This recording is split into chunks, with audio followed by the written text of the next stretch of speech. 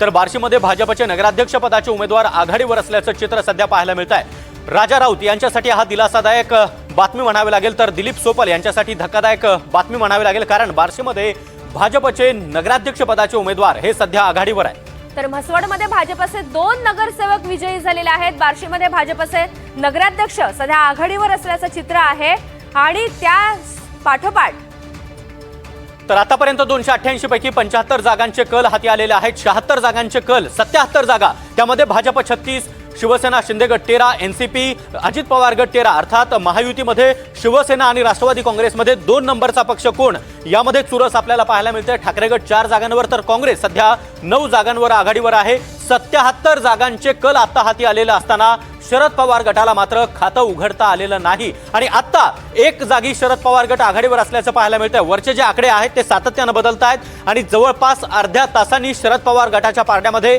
1 आघाडी आपल्याला पाहायला मिळते। ही आघाडी नेमकी कुठे हे पाहणं महत्त्वाचं असलं तरी इतर स्थानिक आघाड्या या 2 जागांवर आणि आता शरद पवार गट हा 2 जागे आघाडीवर असल्याचं चित्र पाहायला मिळतं। सध्या तळाशी असल्याचं जरी चित्र असलं तरी सुद्धा 2 जागांवर त्यांनी आघाडी घेतली। पुण्याच्या माळेगावमध्ये राष्ट्रवादी आघाडीवर आहे, बार्शीमध्ये भाजपचे नगराध्यक्ष आघाडीवर आहेत आणि जर आतापर्यंतची अर्ध्या तासाची जर ही आकडेवारी आणि कल जर आपण पाहिले तर साधारण 50% असं चित्र स्पष्ट आहे।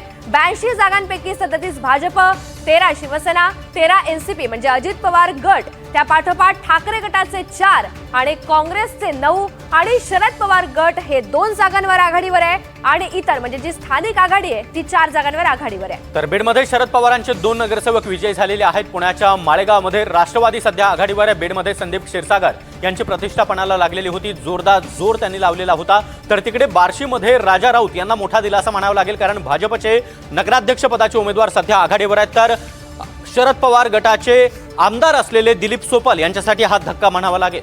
पुण्याच्या माळेगावमध्ये राष्ट्रवादी आघाडीवर आहे आणि बार्शीमध्ये भाजपचे नगराध्यक्ष पदाचे उमेदवार हे आघाडीवर आहेत। म्हसवडमध्ये भाजपचे 2 नगरसेवक हे आघाडीवर आहेत। बीडमध्ये शरद पवार यांचे 2 नगरसेवक हे आघाडीवर आहेत।